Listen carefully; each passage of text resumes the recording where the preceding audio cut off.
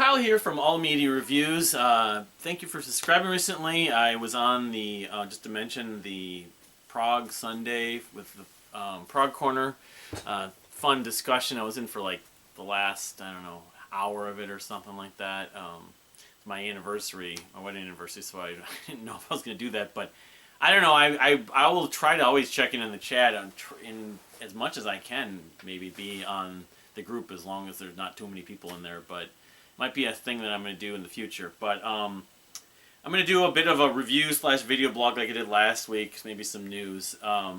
Let's just get the review out of the way first. So this past weekend was my wife and I's 7th wedding anniversary, and we've done like trips and stuff, and we try to figure out something to do.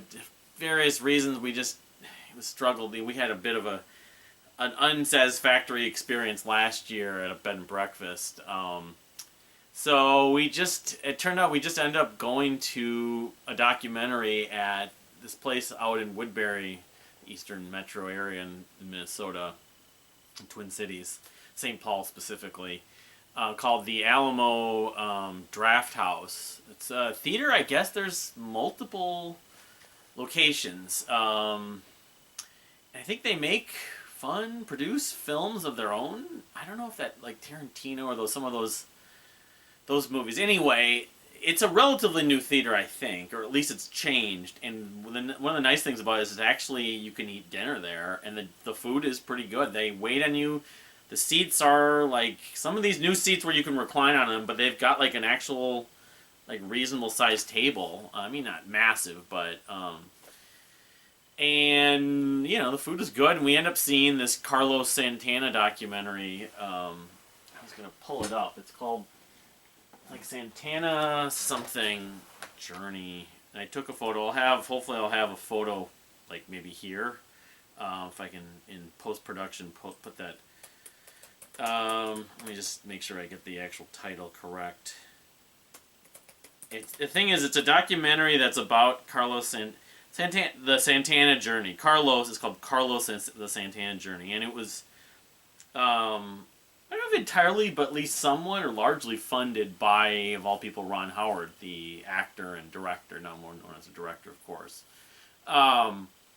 So, I mean, I'm a Santana fan. I'm not a massive fan. I have never seen him live, but of course I know a lot of the band. His band, you learn stuff about his band a little bit, but his backing band in the early 70s, original band, some of them went on to form Journey. Neil Schon, I believe, was one of them. And I don't know, Greg Raleigh, I guess he sings Black Magic Woman, was it? Yeah. There's a couple of those songs, I think. He was one of the early lead singer of Journey.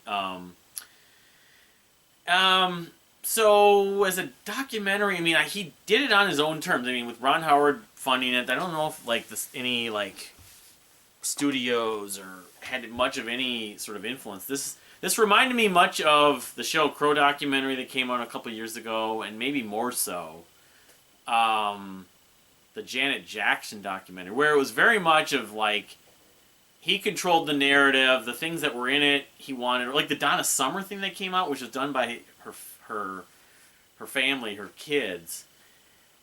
There weren't interviews. There weren't many interviews with any of the musicians that played with him or music people.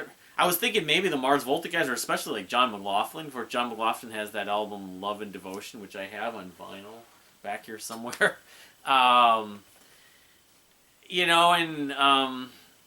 No, it was pretty much his story, but a lot of it was. It was back and forth. It was showing the past and showing present. They do show him they talk about his first wife, and they interviewed her briefly, and then his current wife, who's a drummer that played, I think, with Lenny Kravitz. I forget her name, but now she's played with him. I don't know how long they've been married. She's really good. She has chops. I mean, she could play jazz. She could play prog probably. She seems very, very astute. I mean, just seeing the clips in there.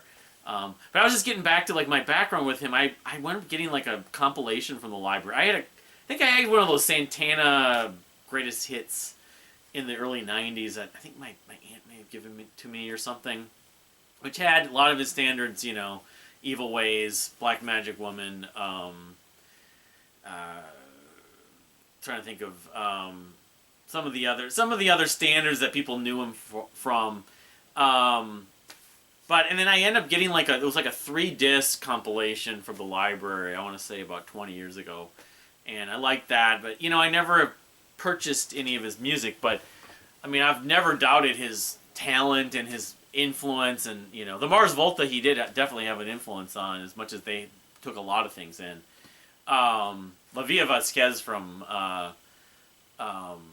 Francis the Mute always reminds me of Santana in a lot of ways. But they showed some footage at Woodstock. They showed his early days. His dad was a violinist, he was like a mixture of his background, but doing classical music for the most part.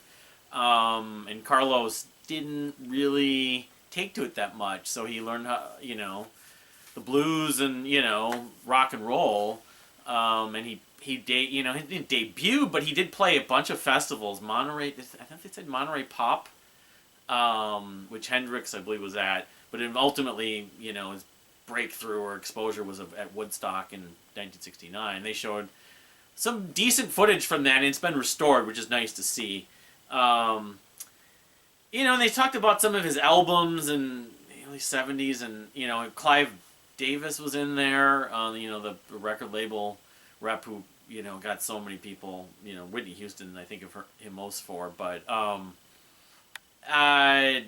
you know, Whoopi Goldberg had a talk show in the 80s. They showed an interview with him on there, and talked about how, like, well, you're the first, like, sort of Hispanic rock musician, or even in history. And he mentioned Motown, like how, was it from Motown? The Temptations had bongos, which I think you know, they're not tablas, they're not djembe, it's whatever. But that wasn't really rock and roll. I mean, it was an umbrella, I guess. But anyway, yeah, he was kind of the first, or one of the most visible Hispanic rock musician. Although what he does, I wouldn't call purely rock. It really is like rock en español, Latin rock, or, you know, it really is more like a mixture of like blues, jazz especially, and rock. You know, so he was actually a fusion artist, you could say. He wouldn't be considered jazz rock like in the Mahavishnu Orchestra, Return to Forever, Miles Davis exactly, but he definitely carried some of that element. And of course, you know, with Supernatural and the Smooth or whatever it was from '99, he kind of reinvigorated his career and became more visible to another generation. Not necessarily my generation, but maybe millennials or the latter part of my generation, Generation X. You know, because Rob Thomas and Matchbox 20 and all that stuff. But I mean, it definitely wasn't a traditional documentary, because he definitely controlled the narrative, and there weren't a lot of interviews with journalists and other musicians. But at the same time, it was kind of good to see some stuff. But I mean, he didn't go over every year to every album like some documentaries do. I don't think he wanted to be like a cliche documentary. So, but yeah, if you haven't seen it, I think it's going to be in theaters more wide. It's in select theaters the first weekend. It's showing on Wednesday, I know, in town here, and then maybe next week and this coming weekend also. So it's called Carlos, the Santana Journey.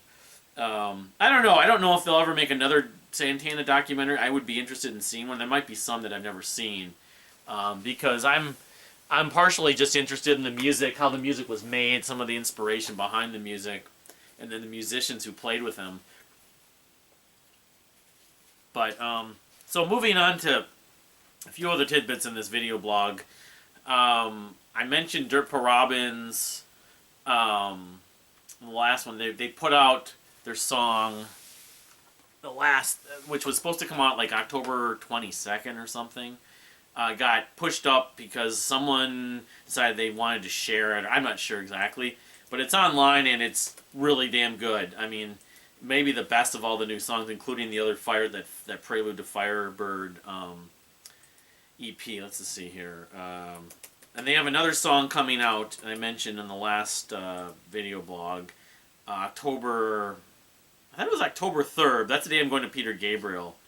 You'll never hear, it's called You'll Never Hear It Coming. But But then just today, I think, Neil from Dirpa Robbins shared, and I got a message from him because I made a comment, but he shared a clip of the song that's coming out. Let's see, is it Fever Dream, which again I keep on thinking of everything, of course. Yeah, it's coming out on the 3rd, the day I'm going to Peter Gabriel that Tuesday. But this really cool fuzzy guitar. So, but the previous song you'll never hear it coming has a total 80s synth pop sound to it, but it's in a really cool way. So I kind of think, I mean, in some ways, this new album from Dirpa Robbins is going to be kind of different, but in a good way. I'm optimistic. But you could actually look at Queen of the Night being different in some ways, because that was almost overtly retro, and the whole company with the film. So Firebird, the thing that's still really unclear is maybe when they release Fever Dream and they're going to have the details, maybe by the end, like Halloween or something, well, the details on Firebird, whether it's coming out, by the end of the year digitally, or they're going to wait and then they're going to have it pressed on vinyl. I don't know. But these two songs are dynamite. I'm really looking forward to that. This coming week, of course, Steven Wilson is releasing the Harmony Codex. I haven't listened to or watched the latest video. I'm just kind of wanting to hear the whole thing, so it's coming out this Friday, finally. I'm not the best about, people know, I'm not the best about doing reviews. I do them when I can.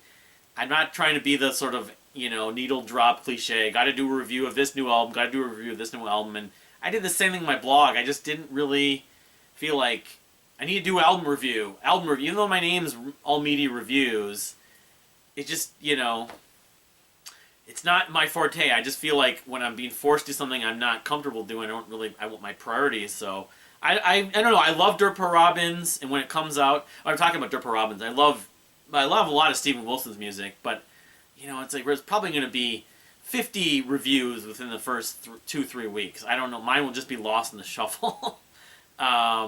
People have already done reviews of the listening parties, so if you're doing a review of the Harmony Codex right now, you're not the first one, you're not the fifth one. There's been many people that have already done comments on it. So, but I'm looking forward to it. I like the songs I've heard, but I'm just trying not to wear it out. The other album that's coming out this week on the 29th is, I mentioned I think once before, the band Sucré. The first album, it's really an artist. It's Stacy, I forget her maiden name, King. She's married to Darren King, the former mutemath drummer, and he plays with her on this project Sucré. It's called Starkisser. Yeah, and I'm curious about this. It's the first release in I want to say over 10 years. Sucré put out like an EP. Maybe it wasn't 10 years ago. Maybe it was like 7 or 8 years ago.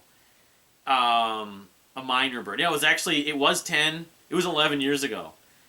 No, that was the full length. But I know that Sucré also put out an EP like a year or two after that. It's not on the Bandcamp, but I mean, Stacy Dupree, that's her name.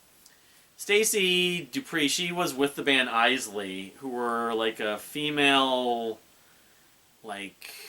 folk rock band, maybe we'll call them indie or whatever. I remember they came up around the same time as Warpaint, and I felt like Warpaint wasn't being noticed by the same people that loved them. Although stylistically, there were definitely differences. I mean, was it folk? Was it dream pop? They more focused on harmonies, but I never fully got into Eisley. I liked some of their music, but I think she's very talented. And when she started doing Sucré, and then Darren, of course, I love mutemath. It's his wife, but he started playing with her, and this was a focus. I was more interested, and I enjoyed Minor Bird, that much. I remember so much about it, but I remember enjoying it. It was, in 2012, it was on my list. So this is the first album in 11 years, the first release in close to that amount of time from Sucré. S-C-U-C-R-E.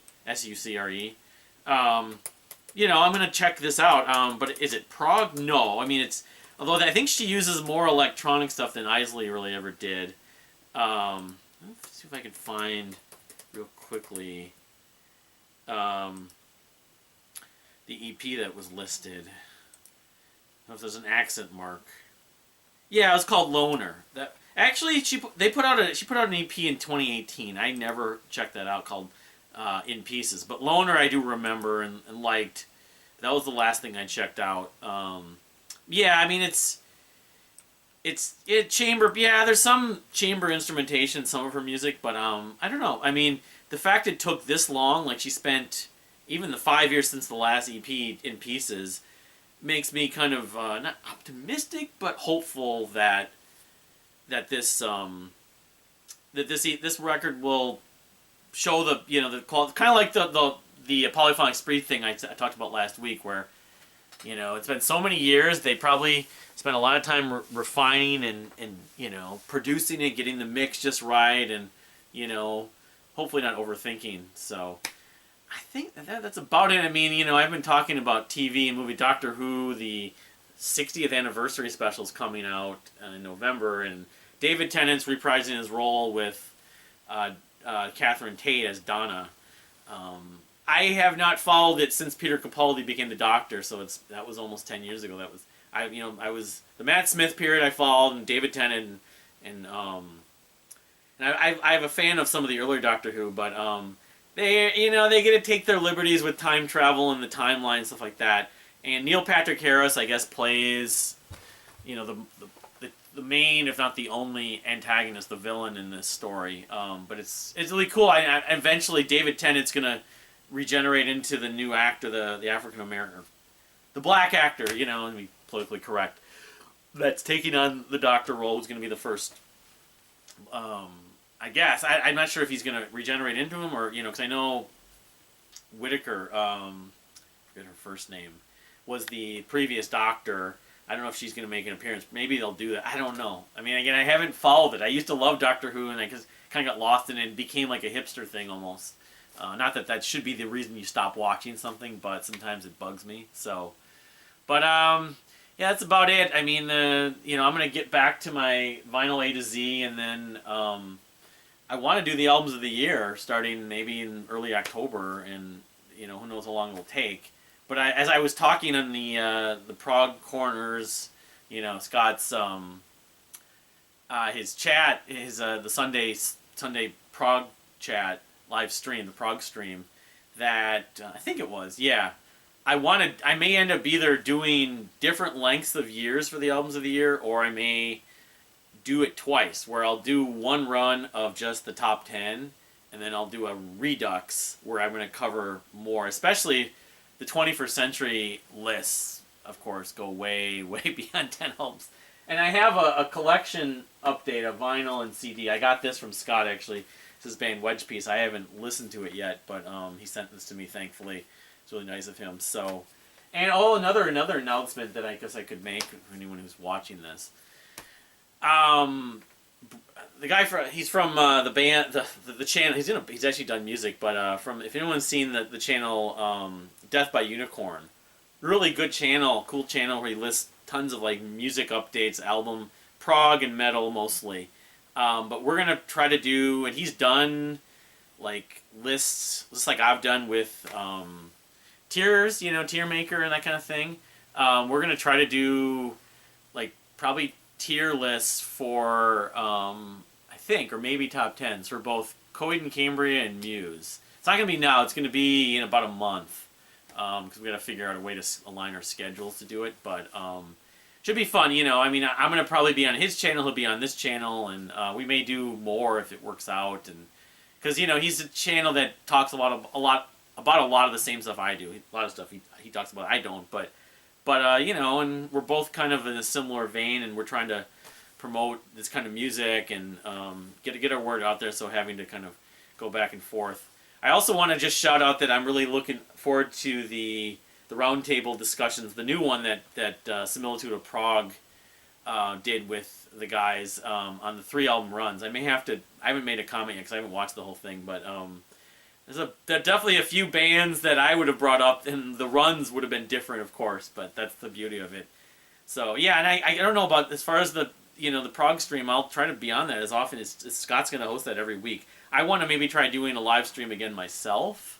I could actually do it today, but it's Yom Kippur. It's kind of my schedule. I need to do some stuff. beyond doing YouTube. But anyway, that's enough babbling on this video blog. But if you've seen the Carlos Santana documentary, I'd love to hear your thoughts. But thank you for watching. Please subscribe if you haven't subscribed, and we'll see you next time.